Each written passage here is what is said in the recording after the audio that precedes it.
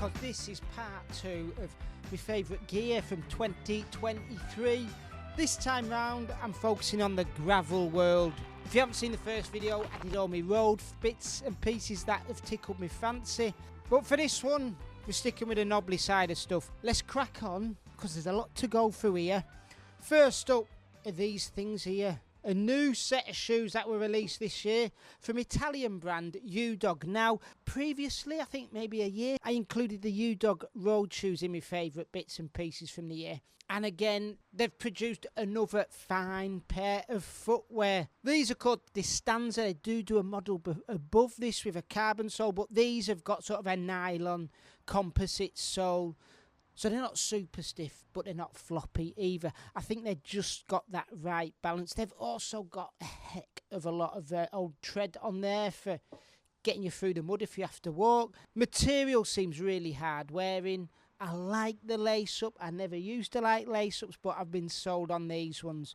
Prices are very reasonable, €180. Oh, and if you're wondering about fit, toe box I do think's pretty wide compared to other shoes on the market.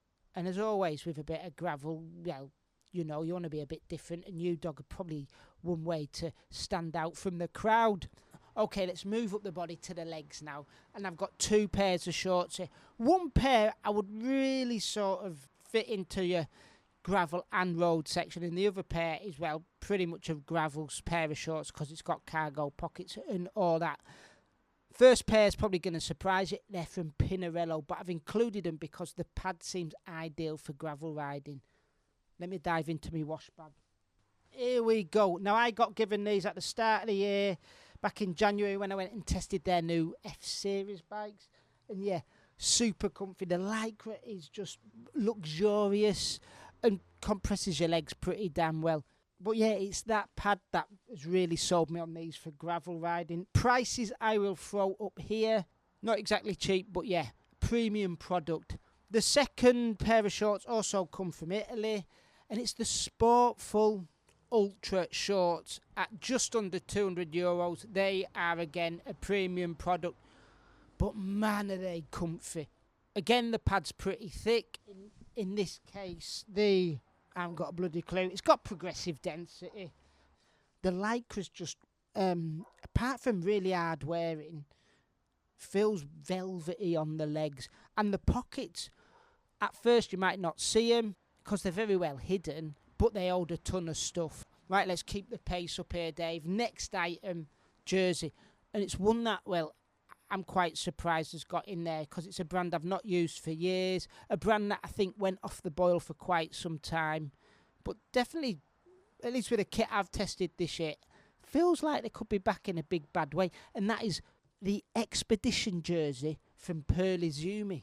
Right, now, if you're watching this in late December, early January, jump on the website. I've just noticed they got 50% off of it. So it's down to like €55, an absolute steal.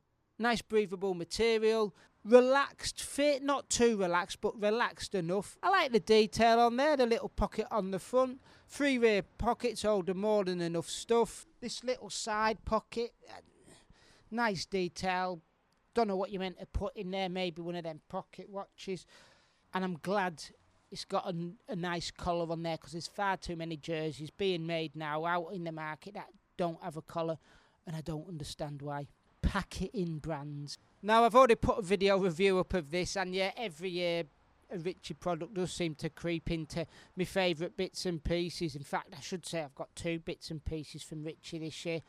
The Ascent bike has been out a couple of years now, or the Ascent frame set, I should say. Just go and watch the review, you'll understand why. It's in my product picks of the year. I love the thing. It's not for you racy gravel types, but if you're out for a rough adventure, check it out. The other thing's this orange stem, the WCS orange stem. Used to be used by Intermarsh, wasn't it? And I've been hunting for one of these for years because I did have a gravel bike with one on there. Bike got nicked, and well, that was the thing that really upset me. That went missing. So yes, finally found another one. If you've got one at home, people, hit me up via social. I'd love a 110, 120 mil. That's only a 90. It'll do though. Sunglasses. If you've checked out the road video, you will know I'm a bit of a Sunglasses Geek. And the sunglasses that I use for gravel are, well, a little bit different to the ones that I use out on the road. I like a little bit more coverage. And I've included, well, a brand that just seems to make great sunglasses at a decent price. These are the Tifosi Sledge. I nearly included a set of Smith, what are these ones called here? Shift Mag glasses. But at €200, even though they're great, interchangeable lenses are dead easy to nip in and out of, and they do sit well on the face. I just thought too expensive. The Tifosi though, at about €80 is just an absolute steal. What do we reckon, people? These are photochromatics, sit well on the face, don't rattle around, come with a nice hard case, cleaning cloth. Yeah, bob on. Okay, onto this thing that's in front of me, my favourite gravel lid, or one of the favourite lids that I've used over the past couple of years, is the POC Ventral MIPS, and in this case, NFC helmet. This thing's been around a good few years now, and the reason I like it for gravel riding is because it's just so well ventilated. The Ventral, you can pop along at a stupidly slow pace, which I do out on my gravel bike, and it still feels wonderfully wispy on your head. That NFC system in there so you can store all your medical details in case you crash is probably very useful for a lot of people, including myself. I'm epileptic, so if they find me out in the wilds not looking too healthy, they can soon find out what's up with me. Okay, next item is this. A re-strap fanny pack, bum bag, what do you want to call it? Hip bag. I know hip bags, fanny packs, bum bags are probably a little bit of hipster trendy thing at the moment, but I'm amazed how much I've used it, how much I've thrown in there and thought, why haven't I had one of these before? This one's 6 litres, not mega bucks either.